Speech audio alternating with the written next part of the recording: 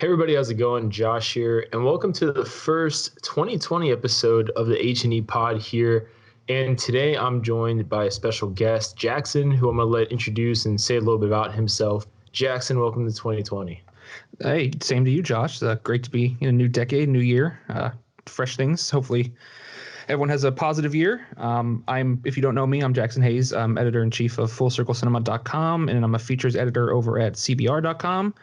So I'm all over the place, doing work around and keeping up to date with all the movie nonsense and stuff. So yeah, we're excited to be here. Thank you for having me.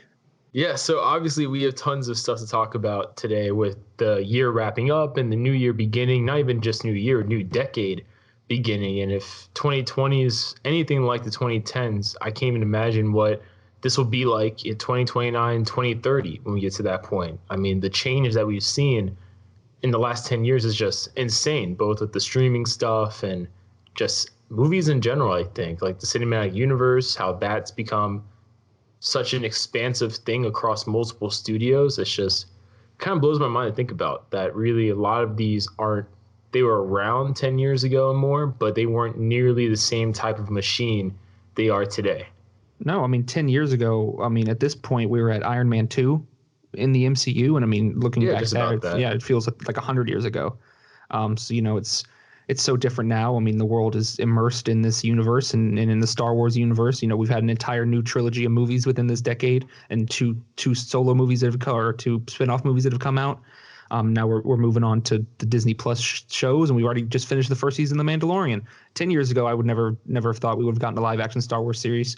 But now we've already finished the first season of one, and another it's coming back next year, and there's two others in the works. It's crazy. It's absolutely crazy.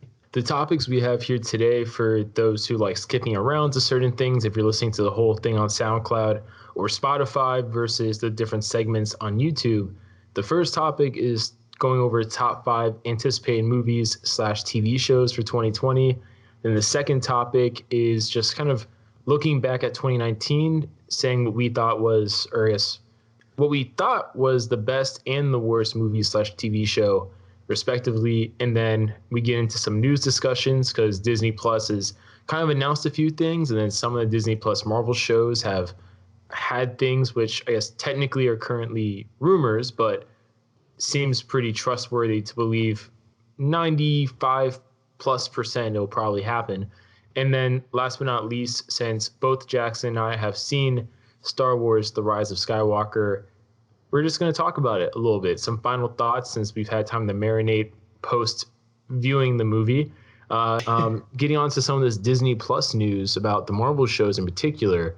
So it looks like WandaVision's moving up. And then also, it looks like alongside Werewolf by Midnight, I'm going to let you definitely go into this a little bit, but it looks like Dracula, according to reports and I guess rumors at this moment, but pretty on the nose, at least in the past rumors, we're getting Dracula in the Moon Knight series, which is pretty cool for meme purposes, I guess. But what are your feelings on that? Getting some more supernatural pre-Blade. Yeah, we'll start with Dracula. I mean, we know Feige's come out and said that Moon Knight and Blade, there will be some form of connection, whether that's Moon Knight in Blade or there's some through line. And I think this is a potential through line because we have not gotten much supernatural in the MCU. It's not something that's been explored, but when Feige comes out on stage Comic-Con early last year and goes, "Hey, here's Mahershala Ali, we're doing a Blade movie."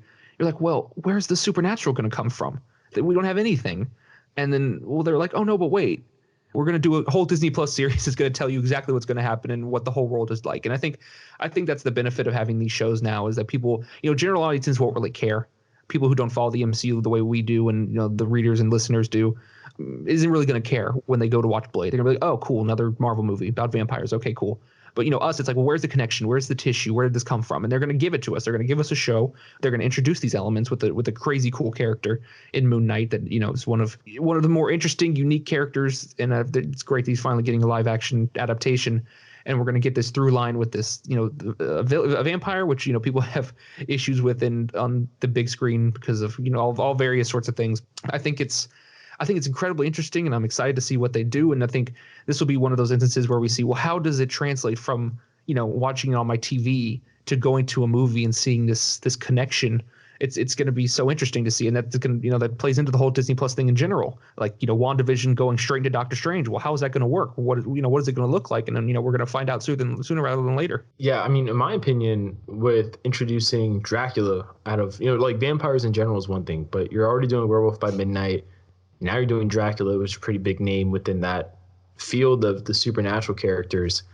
I think with Moon Knight, what I'm now most excited for versus the other Disney Plus series is really just seeing how far into that realm do they go, because that could be a perfect avenue, maybe not directly, but indirectly, for the new version of Ghost Rider when they eventually do that, since I guess they're not doing the Luna Robbie Reyes one anymore. The Hulu show.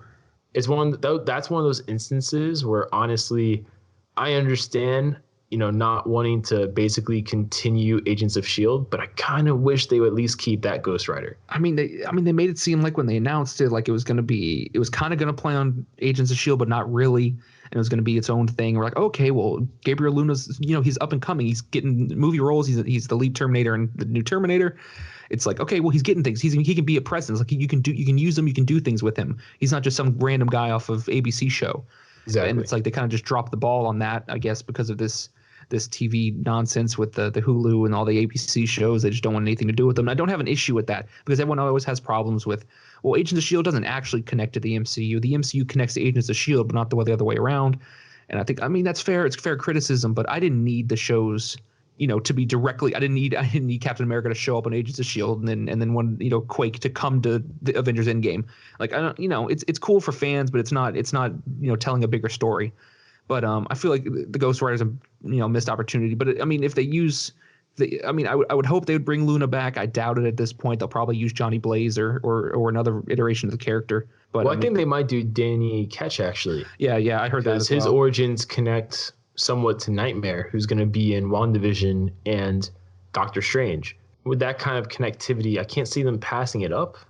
The opportunity's there, and Feige loves to do those kind of things. So it's if the opportunity presents itself, there's no way he's gonna let the through line drop. It's one of those things where it's kind of funny. It's also I was looking up Daniel Ketch earlier because I was kind of thinking, which version of Ghost Rider will they probably do? And early into his career as Ghost Rider, he had a lot of interactions with Blade and other supernatural Marvel characters. So I was like, wow, he actually would be a pretty good fit just for that. And that's what I'm really interested in with shows like Moon Knight. I'm interested, like, for example, with his pantheon of gods, since technically it's the same pantheon that Black Panther's goddess belongs to. Will they connect that in a more of the spiritual kind of way? Like, will we get a pseudo Black Panther spiritual realm kind of scene?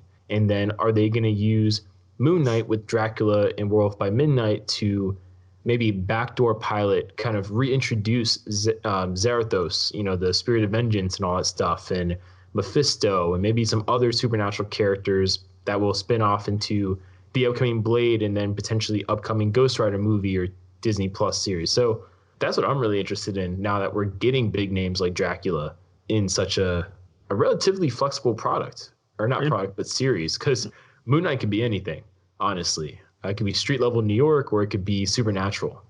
Yeah, and people forget, people can go on about how, the MCU can grow tired, but it's like they're literally just scratching the surface on this supernatural thing just now. We haven't even seen it yet. They're just announcing that they're doing it, and we haven't even, gotten there yet. But there's a whole nother world there that people will love and clamor to, the same way that they have other, the galactic, the cosmic side and all that. It's a whole nother realm to be explored, and you can do endless amounts of things with. And I think people are really going to be surprised about what comes out of it.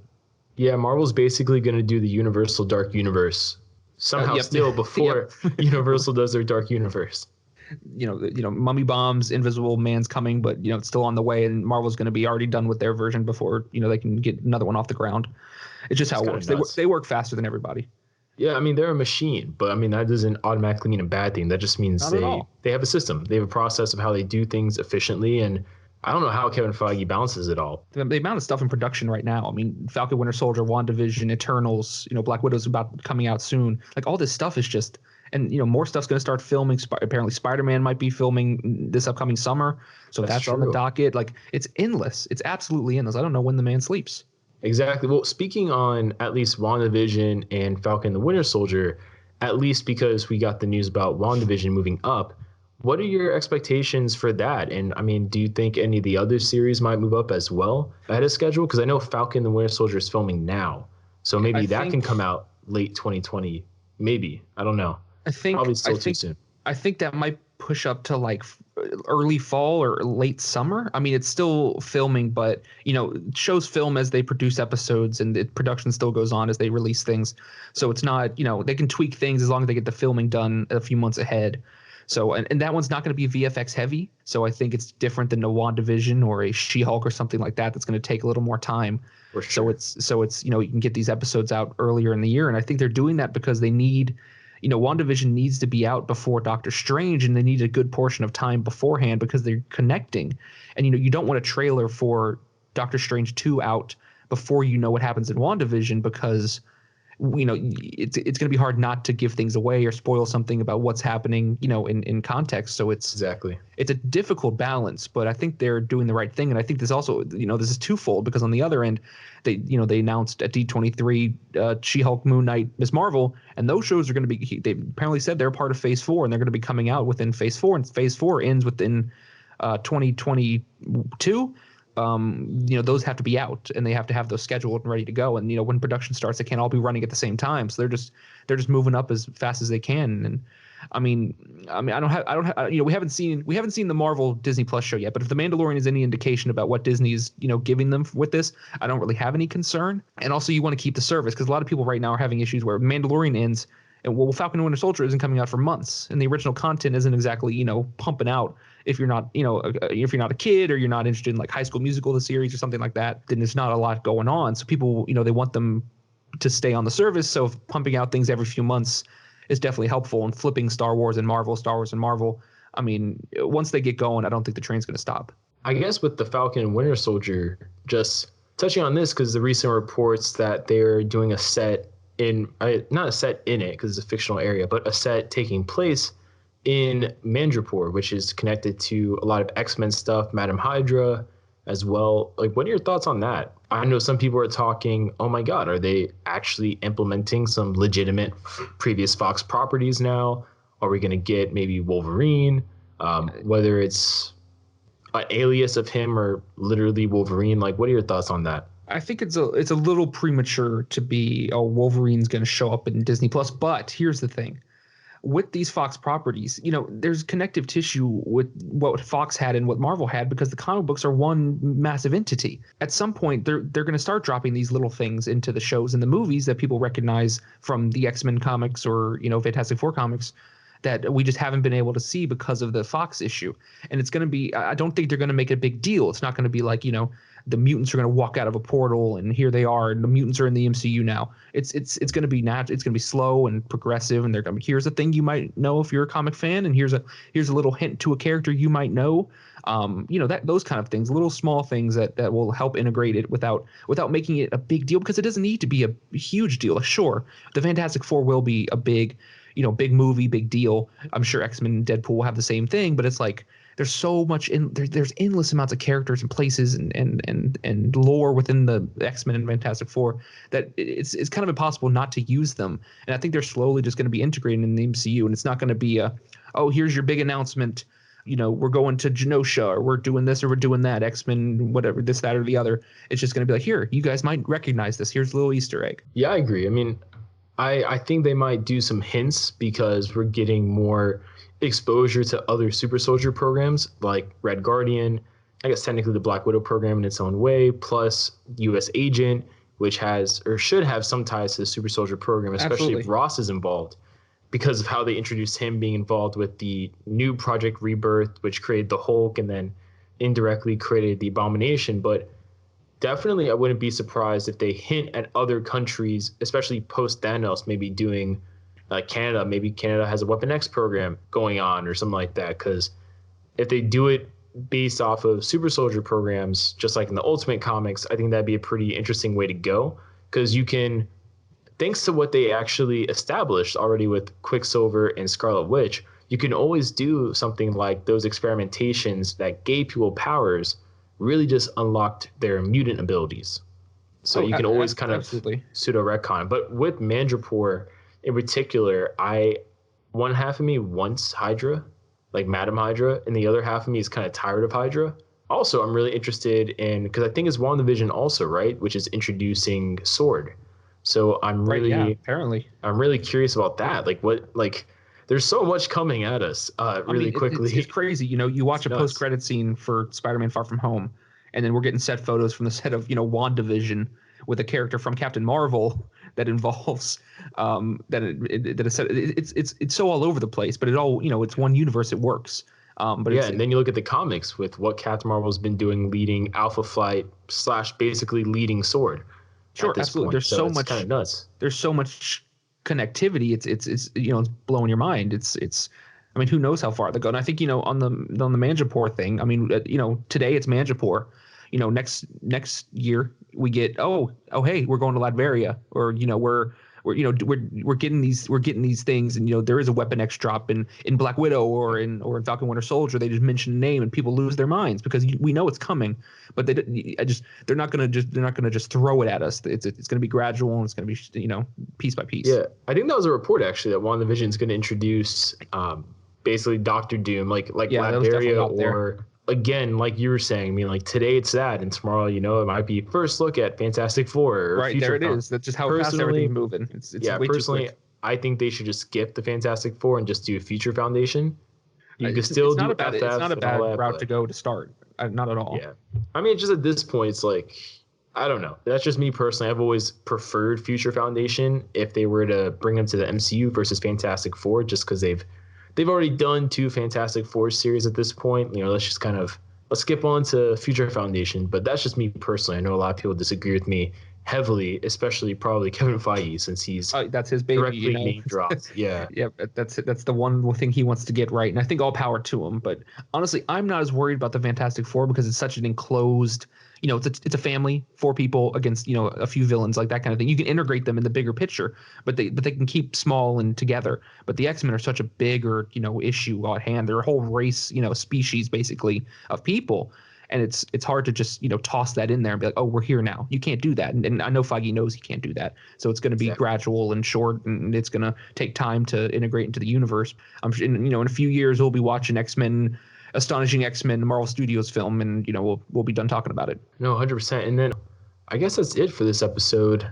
Feel free to check out Jackson on socials, and well, I guess I'll just let you say it since you know the ways Yeah, to get yeah. to you better than I do. Yeah, you can follow me at JacksonHayes67 on Twitter. That's where I do most of my social media, and check out my site fullcirclecinema.com, and check out H&E and watch all the H&E stuff. See, now I'm all revved up from the Star Wars, but Yeah, I know. It's hard to getting on come past down. that. Yeah, have a happy New Year if you guys are listening all the way to the end. Hopefully that last topic wasn't super divisive. I guess I'll say that much. Definitely, hopefully it goes over better than the previous HNEpod episode where we had a segment about toxic fandom. That went very poorly reception-wise with a lot of Sure. people. Well, a lot of people didn't listen to the whole thing. They just see the title and they react. Yeah, thanks for listening. If you have, go check us out on SoundCloud, Spotify for the full audio version, or if you're listening to the segments on YouTube, check out the other segments. Hopefully you guys like what you guys hear, and leave any feedback in the comments below. We'll see you guys later.